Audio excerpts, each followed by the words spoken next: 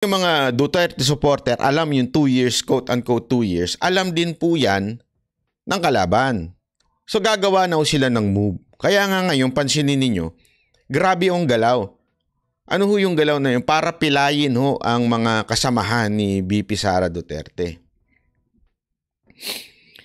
Hindi ko nga alam ha. Eto ha, hindi ko alam kung kasama dyan pati yung kay Revilla. Kasi si Revilla ho ay ito ang isa sa mga pinaka-loyal na tao ni Gloria.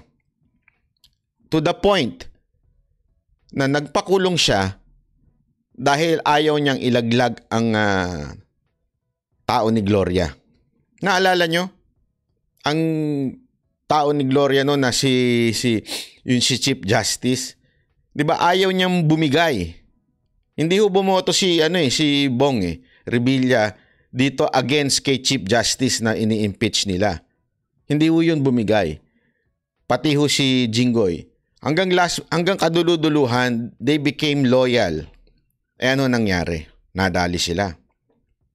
Kaya nga ngayon, isa sa bata ni talaga masasabi natin ni Gloria, itong si Senator Bong. Hindi ko ho alam kung itong sa MMDA issue. Again, it's not the MMDA Maybe just the people, yung driver, kung ito'y kasama sa political plan. Tandaan nyo, ang propaganda, magaling ho yan. Magaling ho dumiskarte ang mga propagandist. They would really create scenario wherein ma-justify yung pagpapabagsak sa ilang mga tao. Remember, remember, may Senate na election na darating. And ano ba sinabi ko sa inyo paulit-ulit? 'Di ba? They would try their best na mailagay ang mga tauhan nila to remove all the supporter of the Duterte in the Senate. That's what they're trying to do. Pasok uli si De Lima at yung ibang mga kaalyado nila.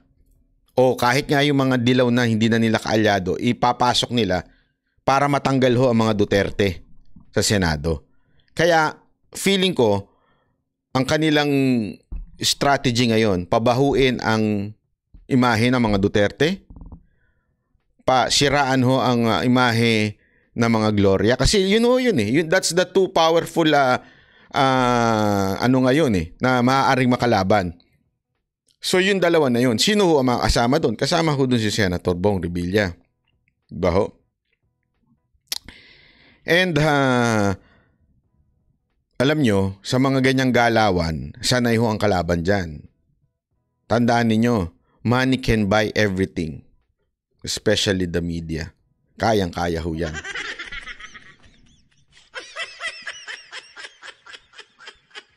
Diba? Nakakalungkot. Sana this is just na sinasabi ni Pangulong Duterte na huwag ka nang tumakbo. Yan ang sinabi niya sa anak niya. Huwag ka nang tumakbo. Bahala na sila sa Pilipinas. Huwag naman.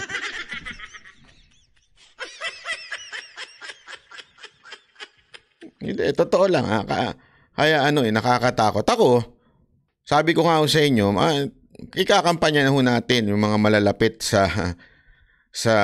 kasi feeling ko ito talaga direksyon nila. Yung impeachment, wag na tayo maglokohan.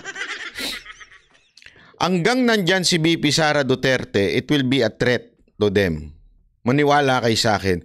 So, kailangan matanggal ho yan.